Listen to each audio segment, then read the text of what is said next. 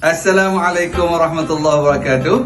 Manis-manis. InsyaAllah dengan syiar indahnya hidup bersyariat.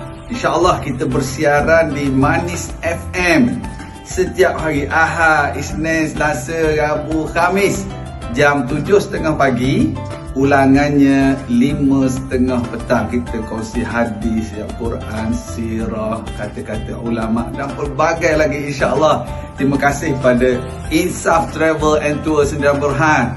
Insaf dulu baru travel yang membawakan rancangan ini di Manis FM. Kita hidupkan syiar yang kerajaan negeri kita war-warkan indahnya hidup bersyariat.